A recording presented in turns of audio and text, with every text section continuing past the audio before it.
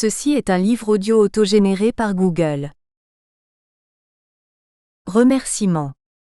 Au professeur Claude Amonet, qui prouve de manière éclatante que l'intelligence du cœur est indispensable au cœur de l'intelligence.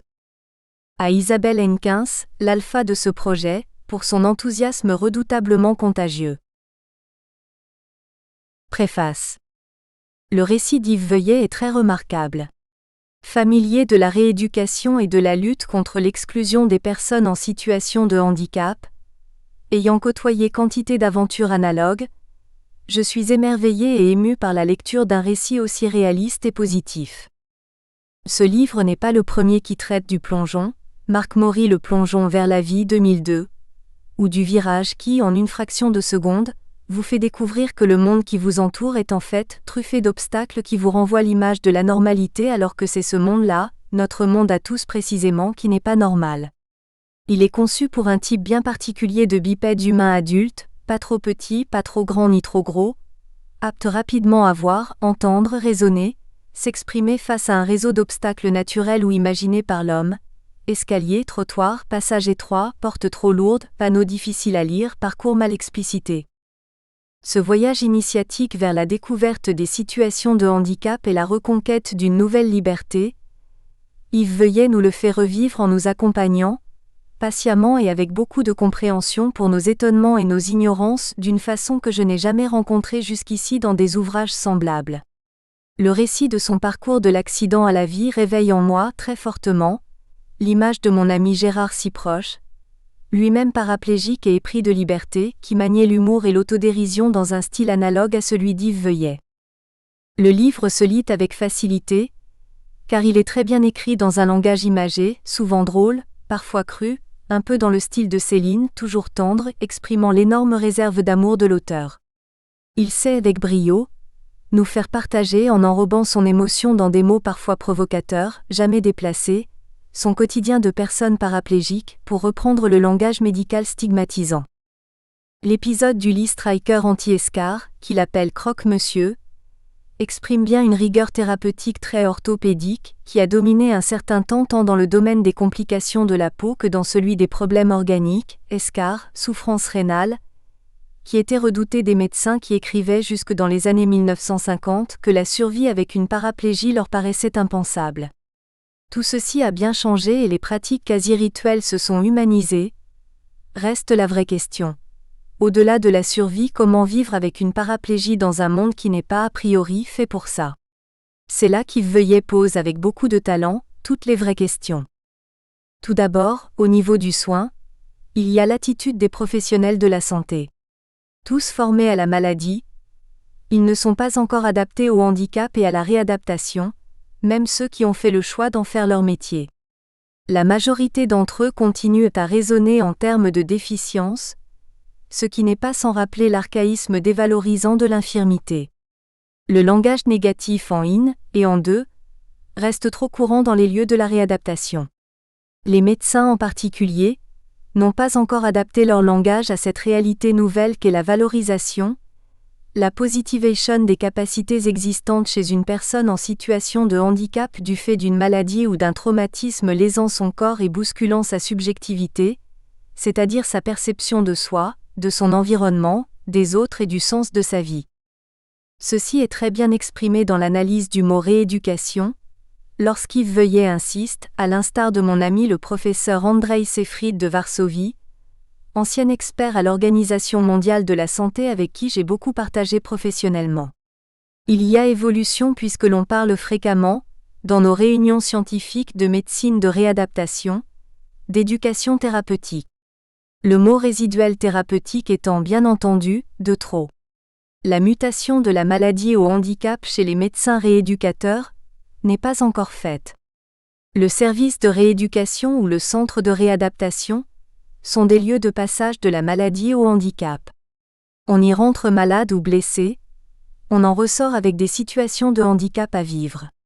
Ce voyage à l'intérieur du handicap auquel nous convie Yves Veuillet n'est pas sans résonance avec celui que nous a fait faire Robert Murphy, anthropologue américain devenu, lui aussi, paraplégique puis tétraplégique, paralysé des 4 membres, auteur de The Body Silent, 1987, traduit en français par Vivre à corps perdu, 1992.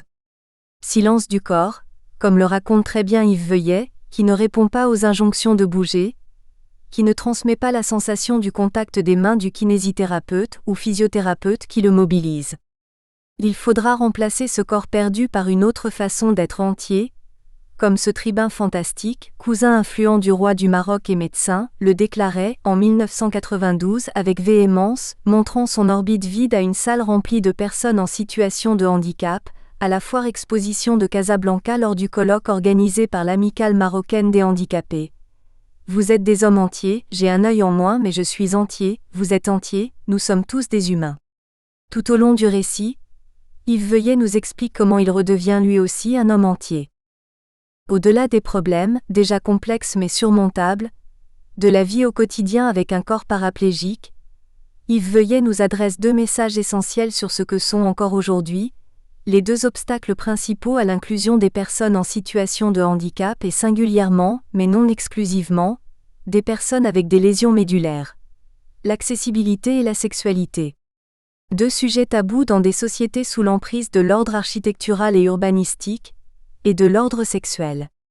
Ce sont deux bastions qu'il faut investir pour donner au mot autonomie son vrai sens libérateur. Le mieux est de citer Yves Veuillet que nous approuvons avec force, dans ces deux revendications. La frilosité des maires, des gestionnaires d'établissements publics ou privés, des commerçants etc. est proprement révoltante et doit être dénoncée avec vigueur tant le préjudice subi par les victimes de ces attitudes d'un conformisme absurde et archaïque est grand. À vous qui me lisez, je sais que comme moi vous allez au cinéma, au théâtre ou boire un verre ou même, soyons fous, au bureau de poste ou à la maison communale. Qu'il y ait 3 marches pour accéder au bâtiment ou une porte étroite pour y entrer, ça ne représente rien pour vous mais pour moi et des millions de mes semblables, ça représente beaucoup de frustration, de différences imposées, de limites stupidement matérielles ayant parfois une fâcheuse tendance à effacer le sourire béat que j'affiche à l'envi. Alors que vous soyez acteurs des pouvoirs publics, commerçants. L'accessibilité ce n'est pas qu'une question de handicap, c'est l'affaire de tous. Alors passez le mot. L'impasse sur la sexualité et ses vrais aspects est aussi trop habituelle. Les lieux de rééducation sont perçus comme asexués, comme Robert Murphy l'avait déjà observé en mentionnant qu'il avait été hospitalisé dans une chambre dans laquelle les médecins n'avaient pas pris conscience qu'il y avait une femme.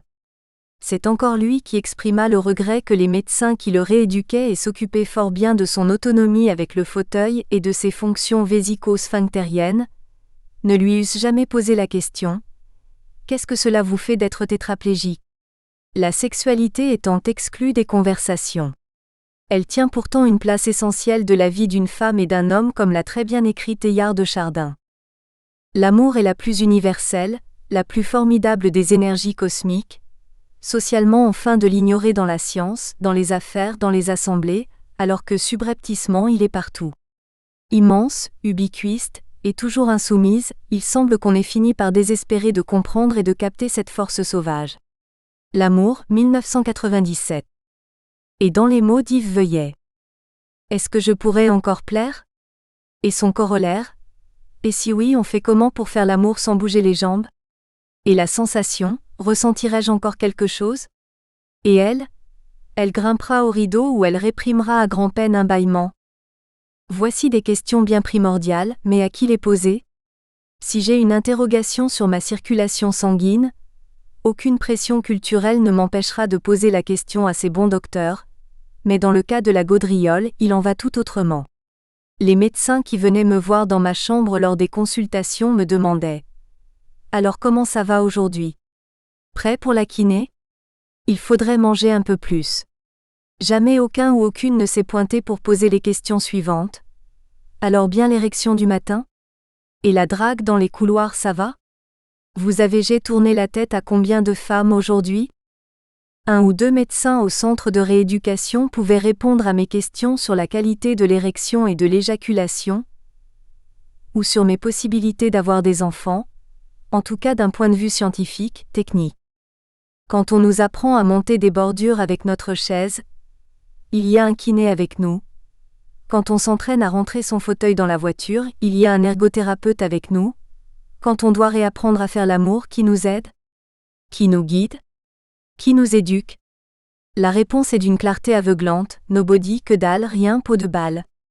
Alors au risque de faire grincer des dents dans les milieux bien comme il faut et chez les médecins coincés du bulbe, au même titre que les infirmières, les ergothérapeutes, les docteurs, les kinés, les assistants sociaux et autres qui sont là pour nous aider et nous guider dans notre nouvelle vie, pourquoi ne pas créer le job de rééducateur sexuel masculin et féminin dont la mission serait similaire?